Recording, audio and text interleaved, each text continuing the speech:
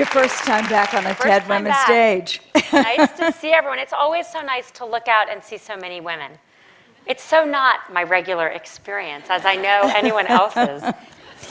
So when we first started talking about maybe the subject wouldn't be social media, which we assumed it would be, but that you had very much on your mind the missing leadership positions, particularly in the sector of technology and social media. But how did that evolve for you as a thought and end up being the TED Talk that you gave? So I was really scared to get on this stage and talk about women because I grew up in the business world, as I think so many of us do. You never talk about being a woman because someone might notice that you're a woman, right? They might notice, or worse, if you say woman, people on the other end of the table think you're asking for special treatment or complaining, or worse, about to sue them. And so I went through, right? I went through my entire business career and never spoke about being a woman, never spoke about it publicly. But I also had noticed that it wasn't working. I came out of college over 20 years ago, and I thought that, you know, look, all of my peers were men and women, all the people above me were all men, but that would change because your generation had done such an amazing job fighting for equality. Equality was now ours for the taking. And it wasn't, because year after year, I was one of fewer and fewer, and now often the only woman in a room. And I talked to a bunch of people about, should I give a speech at TED Women about women? And they said, oh, no. It will end your business career. You cannot be a serious business executive and speak about being a woman. You'll never be taken seriously again. But fortunately, there were the few, the proud like you, who told me I should give the speech. And I asked myself the question Mark Zuckerberg, the founder at Facebook, and my boss asked all of us, which is, what would I do if I wasn't afraid? And the answer to what I would do if I wasn't afraid is I would get on the TED stage and talk about women and leadership. And I did. And survived. I would say not only survived. I'm thinking of that moment, Cheryl, when you and I were standing backstage together, and you turned to me and you told me a story. And I said very last minute, you really should share that story. Oh, yeah. What was that story? Well, it's an important part of the journey. So I had TED Women, the original one was in DC, so I live here. So I had gotten on a plane the day before, and my daughter was 3. She was clinging to my leg, Mommy, don't go. And Pat's a friend, and so not related to the speech I was planning on giving, which was chock full of facts and figures and nothing personal. I told Pat the story. I said, well, I'm having a hard day. Yesterday, my daughter was clinging to my leg and don't go. And you looked at me and said, you have to tell that story. And I said, on the TED stage? Are you kidding? I'm going to get on a stage and admit my daughter was clinging to my leg. And you said, yes, because if you want to talk about getting more women into leadership roles, you have to be honest about how hard it is. Yeah. And I did. And I think that's a really important part of the journey. The same thing happened when I wrote my book. I started writing the book. I wrote a first chapter. I thought it was fabulous. It was chock full of data and figures. I had 3 pages on matrilineal Maasai tribes and what the patterns are of their sociological patterns. My husband read it, and he was like, this is like eating your Wheaties. No one, and I apologize to Wheaties if they're someone, no one will read this book. And I realized through the process that I had to be more honest and more open, and I had to tell my stories of still not feeling as self-confident as I should in many situations. My first and failed marriage, crying at work, feeling like I didn't belong there, feeling guilty to this day.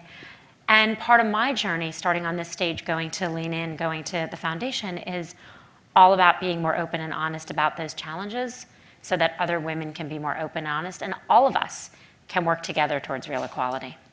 I think that one of the most striking parts about the book, and in my opinion, one of the reasons it's hit such a nerve and is resonating around the world, is that you are personal in the book, and that you do make it clear that while you've observed some things that are very important for other women to know, that you've had the same challenges that many others of us have as you faced the hurdles and the barriers and possibly the people who don't believe the same.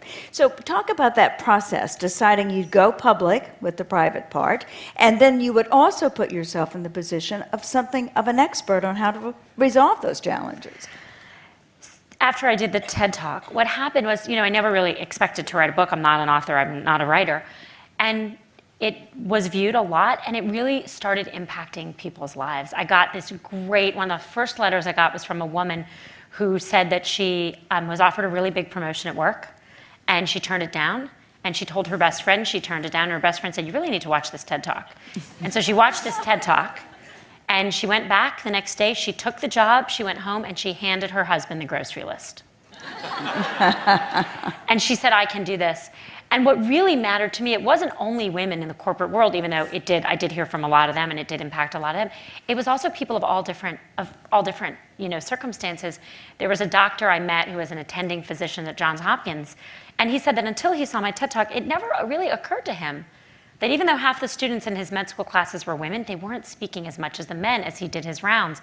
So he started paying attention, and as he cold called, and as he waited for raised hands, he realized the men's hands were up. So he started encouraging the women to raise their hands more, and it still didn't work. So he told everyone, no more hand raising, I'm cold calling. And what he proved so he could call evenly on men and women, and what he proved to himself was that the women knew the answers just as well or better. And he was able to go back to them and tell them that. And then, there was the woman, stay-at-home mom, lives in a really, difficult neighborhood with not a great school. She said that TED Talk, she's never had a corporate job, but that TED Talk inspired her to go to her school and fight for a better teacher for her child. And I guess was part of finding my own voice. And I realized that other women and men could find their voice through it, which is why I went from the talk to the book. And in the book, you not only found your voice, which is clear and strong in the book, but you also share what you've learned, the experiences of other people and the lessons. And that's what I'm thinking about in terms of putting yourself in, you became a sort of expert on how you lean in. So what did that feel like and become like in your life to launch not just a book, not just a best-selling, best-viewed talk, but a movement where people began to literally describe their actions at work as, I'm leaning in? I mean, I'm grateful, I'm honored, I'm happy, and it's the very beginning. So I don't know if I'm an expert or anyone an expert. I certainly have done a lot of research. I have read every study, I have pored over the materials, and the lessons are very clear, because here's what we know. What we know is that stereotypes are holding women back from leadership roles all over the world. It's so striking. Lean In's very global. I've been all over the world talking about it. And cultures are so different, even within our own country, to Japan, to Korea, to China, to Asia, Europe. They're so different, except for one thing: gender. All over the world, no matter what our cultures are, we think men should be strong, assertive, aggressive, have voice. We think women should speak when spoken to, help others. Now, I've asked, we have all over the world, women are called bossy. There is a word for bossy for little girls. In every language, there's one. It's a word that's pretty much not used for little boys, because if a little boy leads, there's no negative word for it. It's expected. But if a little girl leads, she's bossy. Now, I know there aren't a lot of men here, but bear with me. If you're a man, you'll have to represent your gender. Please raise your hand if you've been told you're too aggressive at work. There's always a few. It runs about 5%. Okay, get ready, gentlemen. If you're a woman, please raise your hand if you've ever been told you're too aggressive at work. That is what audience have said in every country in the world, and it's deeply supported by the data. Now, do we think women are more aggressive than men? Of course not. It's just that we judge them through a different lens, and a lot of the character traits that you must exhibit to perform at work to get results to lead are ones that we think in a man, he's a boss, and in a woman, she's bossy. And the good news about this is that we can change this by acknowledging it. One of the happiest moments I had in this whole journey is after the book came out, I stood on a stage with John Chambers, the CEO of Cisco. He read the book. He stood on a stage with me. He invited me in front of his whole management team, men and women, and he said, I thought we were good at this. I thought I was good at this, and then I read this book. And I realized that my company, we have called all of our senior women too aggressive, and I'm standing on this stage, and I'm sorry, and I want you to know we're never going to do it again. Wow. Can we send that to a lot of other people? And So John is doing that because he believes it's good for his company. And so this kind of acknowledgement of these biases can change it. And so next time y'all see someone call a little girl bossy, you walk right up to that person, big smile, and you say, that little girl's not bossy. That little girl has executive leadership skills. I know that's what you're telling your daughter. Absolutely. And you did focus on the book, and the reason, as you said in writing it, was to create a dialogue about this. I mean, let's just put it out there, face the fact that women are in a time where we have more open doors and more opportunities, are still not getting to the leadership positions. So in the months that have come since the book, in which Lean In focused on that and said, here are some of the challenges that remain, and many of them we have to own within ourselves and look at ourselves. What has changed? Have you seen changes? Well, there's certainly more dialogue, which is great, but what really matters to me, and I think all of us, is action. So everywhere I go, CEOs, they're mostly men, say to me, you're costing me so much money. Because all the women want to be paid as much as the men. And to them I say, I'm not sorry at all. At all. I mean, the women should be paid as much as the men. Everywhere I go, women tell me they ask for raises. Everywhere I go, women say they're getting better relationships with their spouses, asking for more help at home, asking for the promotions they should be getting at work, and importantly, believing it themselves, even little things. One of the governors of one of the states told me that he didn't realize that more women were, in fact, literally sitting on the side of the room, which they are, and now he made a rule that all the women on his staff need to sit at the table. The foundation I started along with the book Lean In helps women or men start circles, small groups. It can be 10, it can be however you want, which meet once a month. I would have hoped that by now we'd have about 500 circles. That would have been great. 500 times roughly 10. There are over 12,000 circles in 50 countries in the world. Wow, and these are amazing. People who are meeting every single month. I met one of them, I was in Beijing. A group of women, they're all about 29 or 30. They started the first Lean In circle in Beijing. Several of them grew up in very poor rural China. These women are 29. They are told by their society that they are left over because they are not yet married.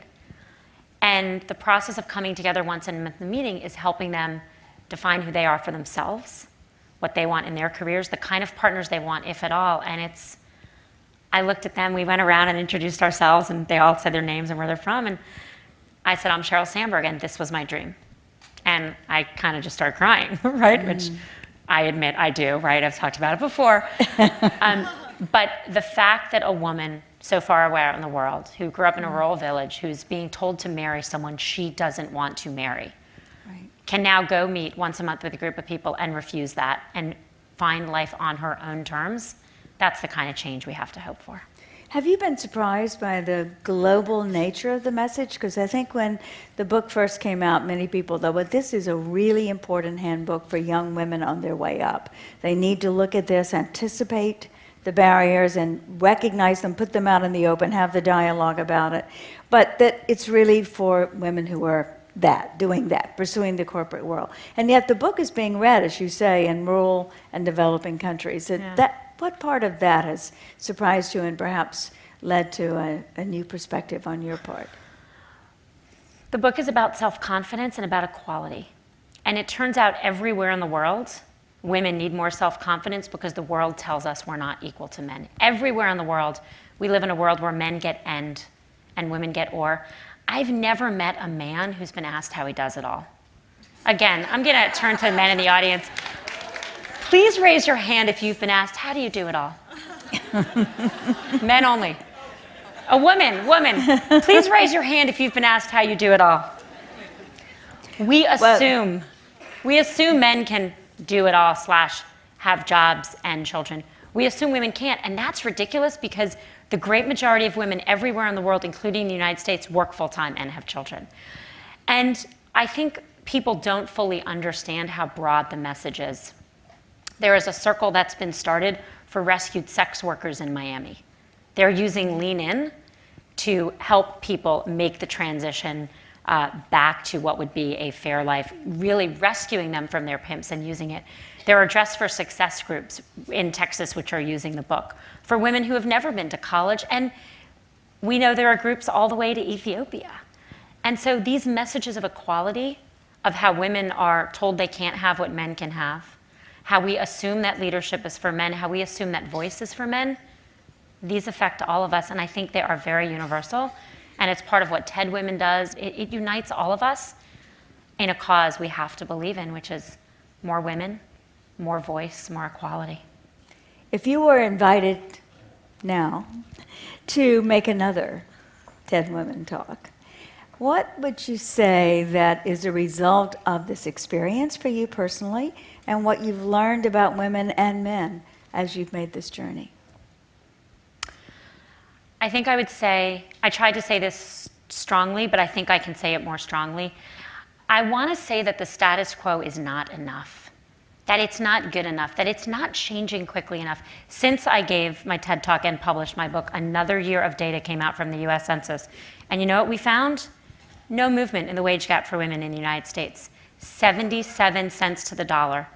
If you are a black woman, 64 cents. If you are a Latina, we're at 54 cents. Do you know when the last time those numbers went up? 2002. We are stagnating. We are stagnating in so many ways, and I think we are not really being honest about that for so many reasons. It's so hard to talk about gender. We shy away from the word feminist, a word I really think we need to embrace. We have to get rid of the word bossy and bring back... I think I would say in a louder voice, we need to get rid of the word bossy and bring back the word feminist, because we need it. And we all need to do a lot more leaning in. A lot more leaning in. Thank you, Cheryl. Thanks Thanks for leaning in and saying yes. Thank you.